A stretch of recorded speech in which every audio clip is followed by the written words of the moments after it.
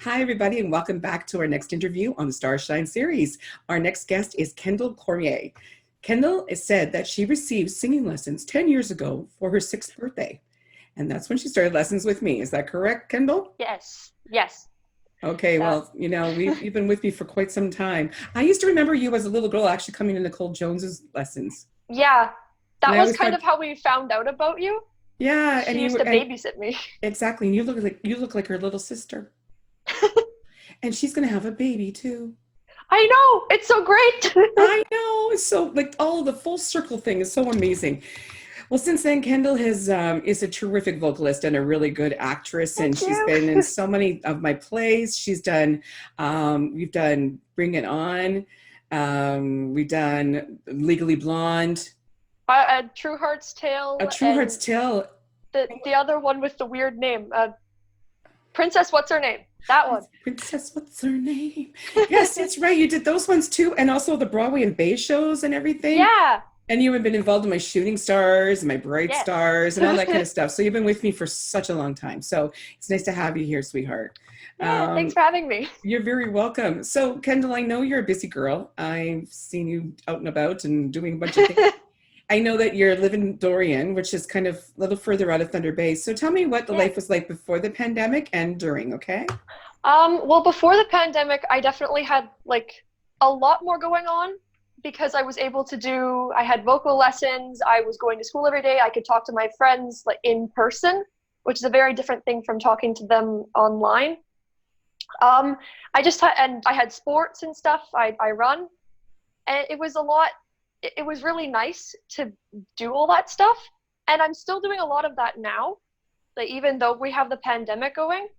So I have a routine set up. I get up, I do all my schoolwork, I do singing stuff with you on Mondays, and then we're doing the virtual choirs, and we have Glee choir at Hammersholt.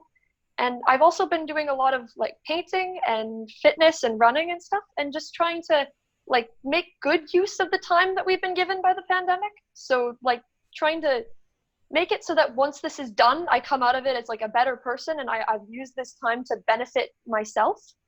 Awesome. That's Yeah. terrific.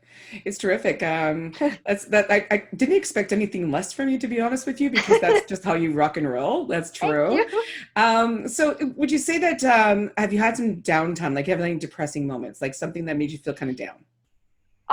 I think one of the things that made me feel really down was finding out that we wouldn't be able to do like track and field this year.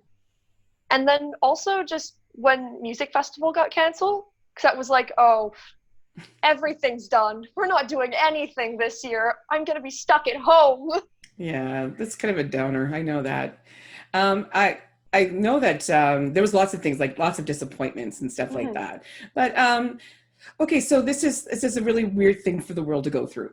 Yeah. Like a full, the whole world is suffering from this pandemic. And we all consider this like a reset, a moment where we can just take a moment and reflect. So tell me Yeah. something that you think as a lesson learned through this process. I think that my lesson's really been that I can do pretty much anything that I want to if I really set my mind to it. Because I do have an IEP, and it makes certain aspects of my learning a bit more difficult. But I've been managing to really work past that and to do the best that I can in all of my schoolwork.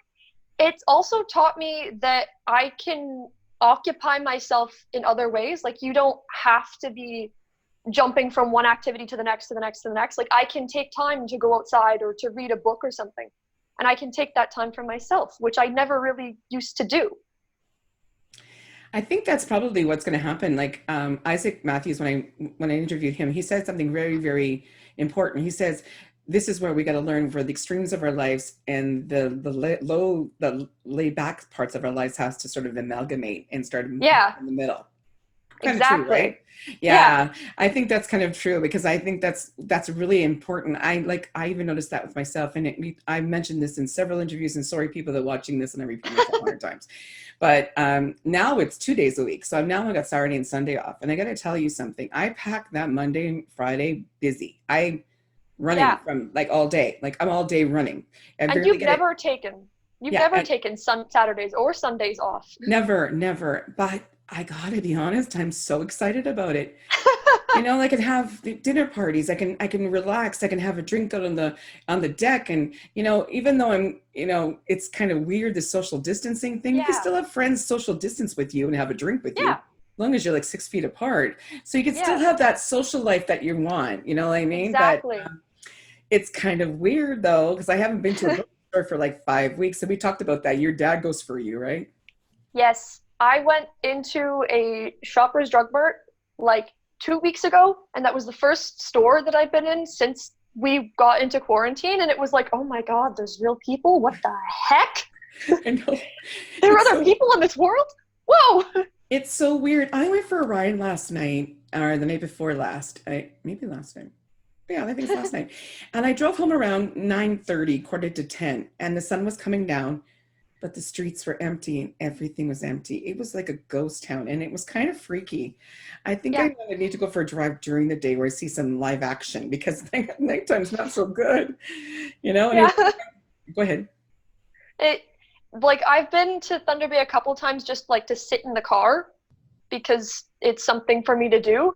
And you're driving around, and even during the day, it's like there's there's so many like there's not cars. There's a few cars driving around. Like there's no one in parking lots, and you're sitting there like, oh my God. I think it's funny though. I think it's interesting because the more we do this, the more conditioned we'll become. Yeah, So I think we're going to adjust a little bit better. I think, and I hope we don't go extreme at it because I think we're going to have to go with caution when we go yes, next. You that's a good know, point. we have to go with caution, but we also have to we have to get back to somewhat normal. You know, Yeah, or like yeah. find the new normal in this kind of like how we're doing things. And stop thinking like, okay, this will end soon, like I just have to get through it. Like find some sense of normal in it. And that's something that my family's been doing, is we've been setting up routines for each of us every day that we follow, and it's really helped our collective mental health, because we have like goals that we've set each day, and we do that, and it's very helpful. I agree with you. I have lists. I don't have lists. I never do lists.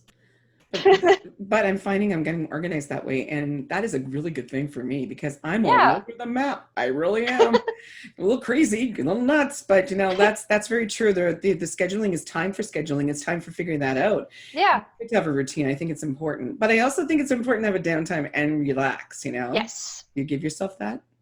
Yes. You do. What do you do? Surprisingly, I do. I have been doing a lot more painting than I've given myself time for before quarantine started. And because it's been getting nicer outside, I can actually go and enjoy. I have this great big like ravine behind our house, and it's got a creek in it and everything. And it's so pretty. And so I can go for walks down there, which I didn't normally give myself time for. And even when I did have time, it was always like, oh, there's something else more important that I should be doing. So I've just been trying to do stuff that I would think during like before quarantine, oh, I shouldn't do this because I have other things that are more important.